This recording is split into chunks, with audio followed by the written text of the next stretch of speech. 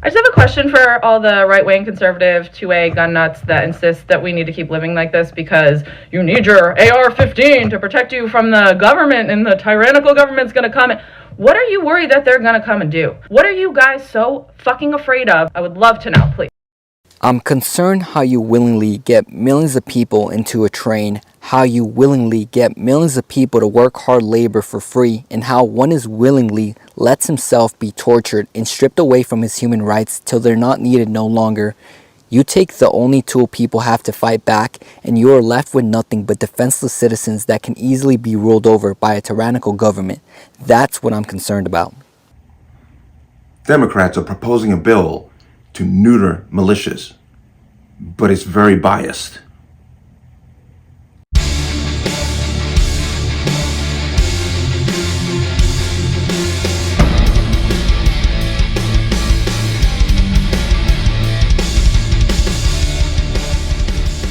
Welcome to another installment of Connecticut Gun Bench. Today's video is brought to you by P.A.N. Firearms, LLC.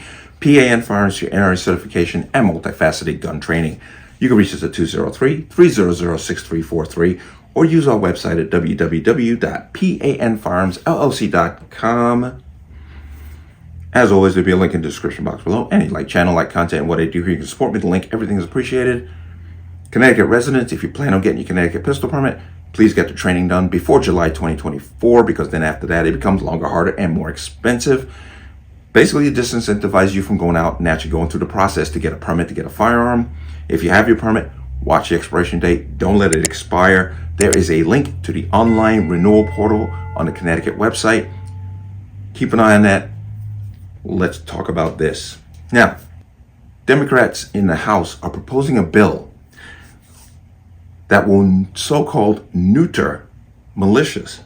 And it is called the Preventing Private Paramilitary Activity Act, which is meant to do is to limit militia activity, but it is one-sided and politically motivated. Now, the author of this bill is Jamie Raskin, and for those of you who have been around a while, know that Jamie Raskin is a flaming anti-gun politician. But the idea is they want to pass this act to basically neuter or render obsolete militia activity. And I want to come into here now. This article is from Vice News. I'm warning you. So realize the bias that is going to come from this. So I'm giving you a heads up. But Democrats propose bill to neuter militias. The Preventing Private Paramilitary Activity Act would effectively limit most militia activity. Now, remember, this is Vice News. Militias who like to spend their weekends training to overthrow the government could find themselves running afoul of federal law under new legislation being proposed in the House and Senate Thursday that seeks to curtail paramilitary activity. The Preventing Private Paramilitary Activity Act is being introduced by Senator Ed Markey from Massachusetts and Congressman Jamie Raskin of Maryland, both Democrats. No kidding.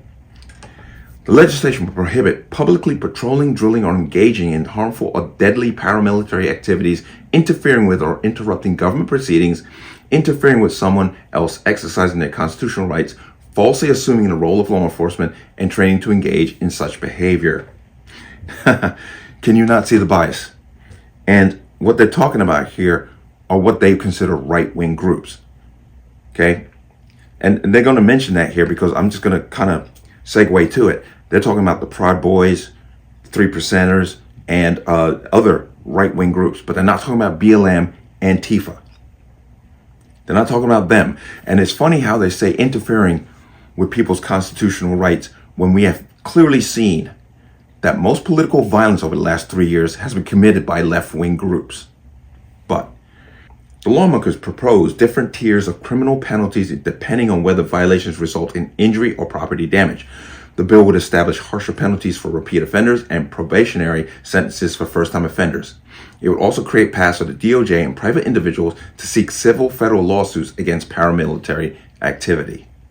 So there's a protest, and let's say the 3%ers show up and they may be following state law and carrying firearms. Oh, now they can be sued by somebody who feels threatened by them, despite what those people may be doing at that protest. Fascinating. This legislation comes exactly 3 years after January 6, 2021, when thousands of Trump supporters, many dressed for war, stormed the U.S. Capitol over conspiracy theories about the presidential election results. Leading the charge were members of leaders of the Oath Keepers, a militia, and Proud Boys, a quasi-paramilitary group often described as far-right street-fighting gang. Top brass of those organizations have since been caught seditious conspiracy charges. Private paramilitary actors such as the Proud Boys and Oath Keepers pose a serious threat to democracy and the rule of law, Senator Markey said in a statement.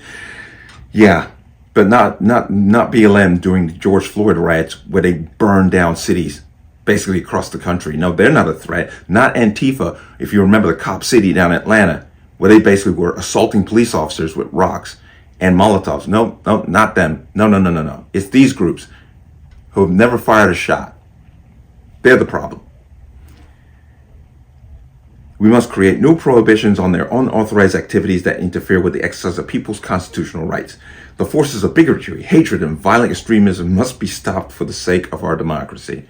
I just love how Democrats talk about our democracy. When they talk about our democracy basically means their democracy. Open borders, high inflation, rampant crime, basically stepping all over the Constitution. That's their democracy. That's what they're referring to.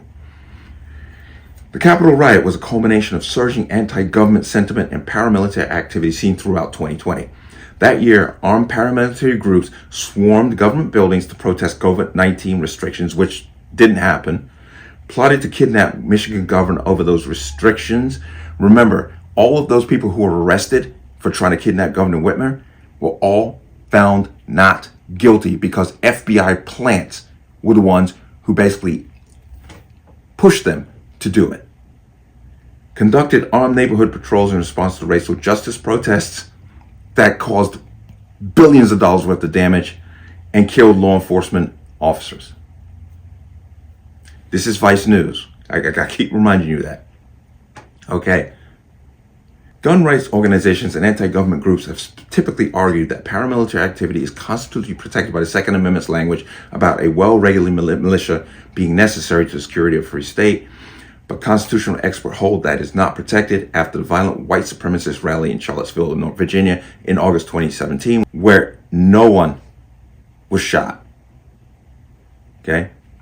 A team with Georgetown Law's Institute for Constitutional Advocacy and Protection sought to examine the legality of kind of brazen paramilitary activity on display that weekend.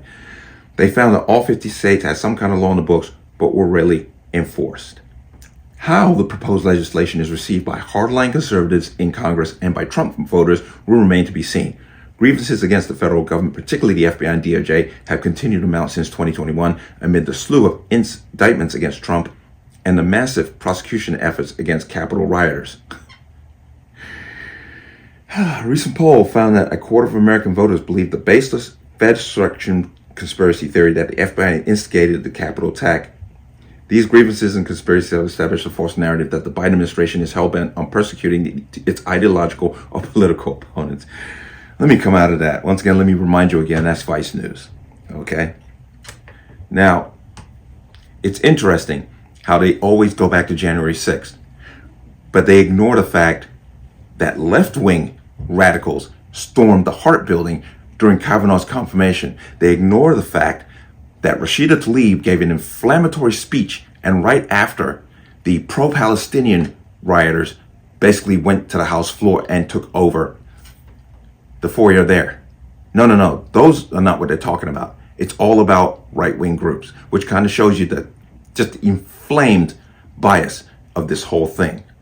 It's just really shocking how these people just lie through their teeth and just make up any inferences they want and basically revisionist history of what actually happens. Now, does this have a chance of going anywhere? I don't know. We're going to have to see how it plays out as it goes through the government proceedings, through the House, through the Senate, so forth and so on. But I think it's a bunch of bunk. And this is basically them trying to force right-wing militia groups out of existence, while left-wingers continue to spew all kinds of political violence. Roe v. Wade protests, where we had a direct threat on a Supreme Court justice, which is a violation of federal law. But no, not them. It's people who go to whatever it may be, whatever protest they may go to, who happen to have a firearm and happen to belong to a specific group. So I know right away that they're not going to hold the same standard to left-wing groups as they're going to hold to so-called right-wing groups. And this is just another political ploy for Democrats and their power grab that they are hell-bent on having. But let me know what you think. As always, you can leave your comments in the comment section below. And as always, any statements of violence or statements that lead to violence will be removed. Please like, share, comment, subscribe. Don't forget to hit that notification bell so you're notified the next time a video goes live. I will see you on the next one. Peace.